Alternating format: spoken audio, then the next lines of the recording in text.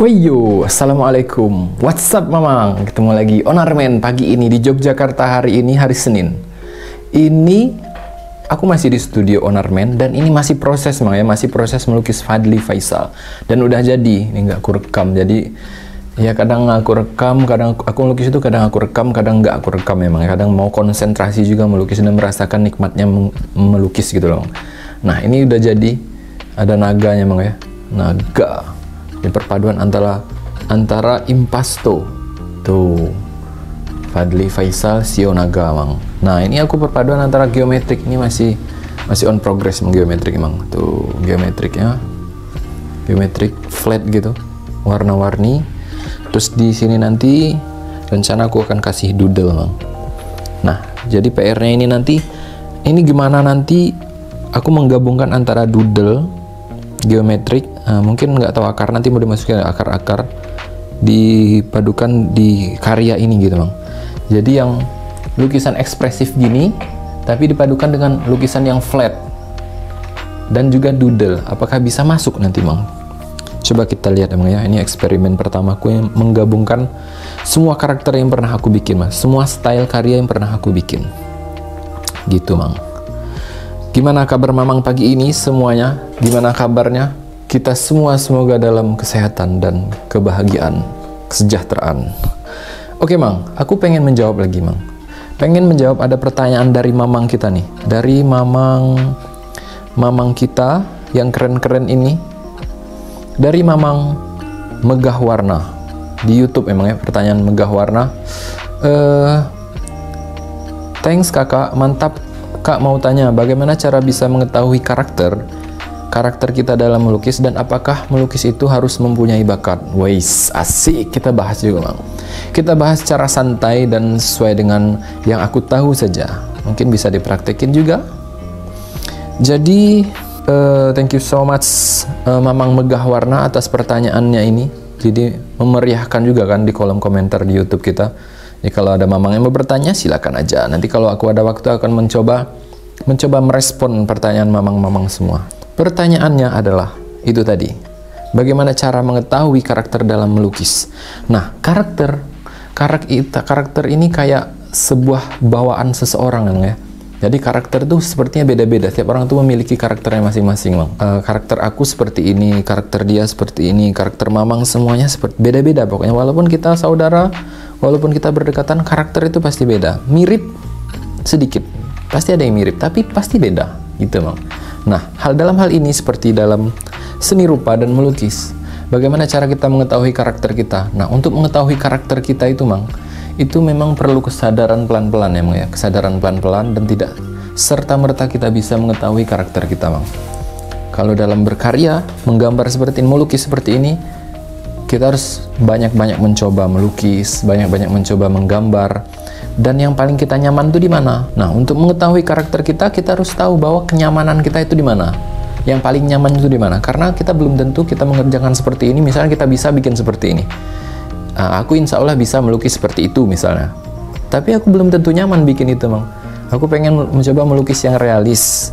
Tapi aku kurang nyaman melukis seperti itu. Tapi alhamdulillah aku pernah mencoba yang realis, pernah mencoba yang yang abstrak. Tapi kenyamanan aku kurang. Aku masih pengen memunculkan ada ekspresif gini, goresan-goresan yang ekspresif. Terus aku suka juga warna-warni yang flat geometrik itu, karena di situ aku merasakan kebebasannya.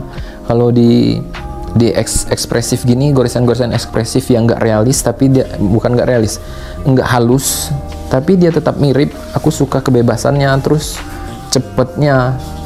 Kenapa aku juga suka doodle, itu aku juga kecepatannya, terus imajinasi yang tiada habis kita tuangkan ke dalam kanvas, ke atas kertas, atau ke dinding, atau ke tembok, atau ke kanvas itu tadi ya, di kertas atau dimanapun.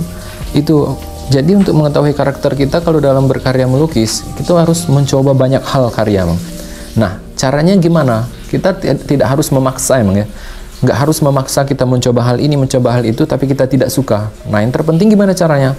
Yang terpenting adalah, Mang, coba dulu. Jadi ini kembali lagi untuk mengetahui karakter kita, Mang. Biasanya kalau kita suka karya seseorang atau karakter sifat seseorang, itu biasanya kita tuh ada mirip-mirip dengan dia. Baik hanya beberapa persen saja, ataupun dominan banyak miripnya, itu biasanya mirip-mirip. Nah, kalau dalam hal seni rupa melukis, Mamang lihat aja, Mamang suka karya siapa nih, lihat aja, lihat di pameran atau lihat di internet, lihat aja Mamang suka karya siapa.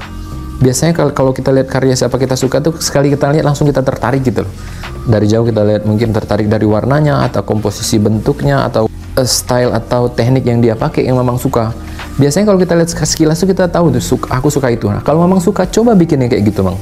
Mirip seperti itu.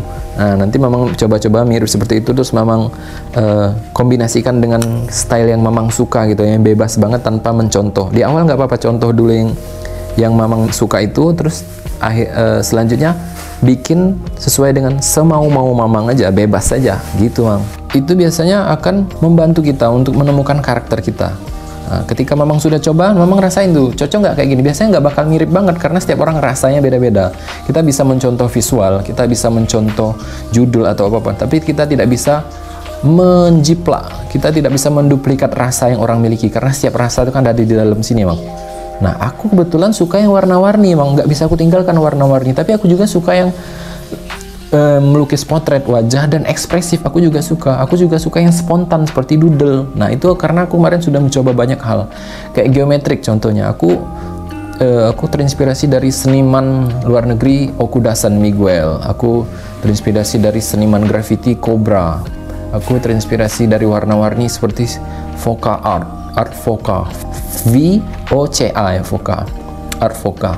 Terus aku juga terinspirasi untuk yang ini dari Voca juga, ada Terrin Art Peter juga, tapi nggak bisa mirip, Mam. Walau aku mencontoh dia, tapi nggak mirip, karena selera aku nggak terlalu mirip dia. Cuma aku suka karakternya kayak ada mirip-mirip aku juga suka yang karakter dia. Aku coba. Terus doodle aku terinspirasi dari Sam Cox alias Mr. Doodle, atau juga Kate Haring yang dulu sebelum Sam Cox sudah nggak ada, sudah mendiang kan. Banyak aku terinspirasi, Mang. Nah, aku coba semua hal, tapi akhirnya kembali lagi. Untuk doodle, style doodleku misalnya seperti mirip secara sekilas, karena dia juga hitam putih. Kalau mirip Mr. Doodle, ya karena doodle ya kayak gitu aja kan, hitam putih. Cuma kalau dilihat dari dekat, doodle itu kayak kuno gitu, Mang. Kesan suku ke suku-sukuan. Kalau Mr. Doodle kan kayak lebih modern, lebih fun gitu. Nah, yang aku itu mata yang bulat-bulat, kayak kesannya itu kayak flat dan tidak ada ekspresi gitu kalau doodle. Terus kalau geometrik aku lebih kesannya lebih warna-warni, terus aku campurkan karakter doodle, ada karakter kesan doodlenya, terus kesan-kesan kesukuannya tetap ada gitu. Nah, untuk yang seperti ini nggak mirip tetap, tapi aku ya gimana ngomongnya kalau ini ya, ada ekspresif gayaku sendiri gitu, Mang. Jadi memang harus mencoba dulu, mencoba berbagai macam style untuk merasakan. Nah, ketika mencoba berbagai macam style itu, rasakan memang merasa nyaman nggak ngerjakan itu, merasa mudah dan tidak terbebani nggak? Nah, kalau sudah merasa mudah dan tidak terbebani, berarti itulah karakter Mamang. Nah, karakter itu bisa dirasakan juga, disadari, dirasakan. Itu yang penting, karakter itu Mamang merasa nyaman, tidak terbebani. Pokoknya ketika berkarya itu Mamang tuh mengalir, dan berkarya itu adalah terapi gitu loh. Jadi benar-benar berkarya itu adalah hiburan, bukan terbebani dengan misalnya aku nggak suka sesuatu yang realis, yang lama bikinnya, yang terlalu rapi. Aku kurang suka. Aku suka yang ekspresif, yang cepat jadinya, yang kalau mengonsep itu tidak harus terus ribet-ribet, harus di sketch dulu, didesain dulu. Nggak, aku spontan di kanvas kayak gini misalnya, ya. Aku sketch di kanvas. Ini masih proses on progress nih, Bang. Ini ada sketch kan, coba lihat, Bang. Tuh, sketch ini spontan aku bikin, Bang, nggak jiplak, Bang. Kayak gini. Biasanya aku kalau pengen merasakan nikmatnya melukis, aku langsung mewarnai secara spontan, dan warnanya spontan juga yang datang. Tapi kadang-kadang aku juga kalau pengen nggak ribet mikir, aku foto terus aku taruh ke Procreate, terus aku warnai, terus warnanya tinggal dicontoh gitu, Mang. Itu tadi ya, Mamang megah warna. Itu tadi Mamang megah warna, semoga masuk tadi ya. Harus dicoba dulu, dicoba banyak hal, dan yang terpenting itu karakter itu ketika merasa nyaman.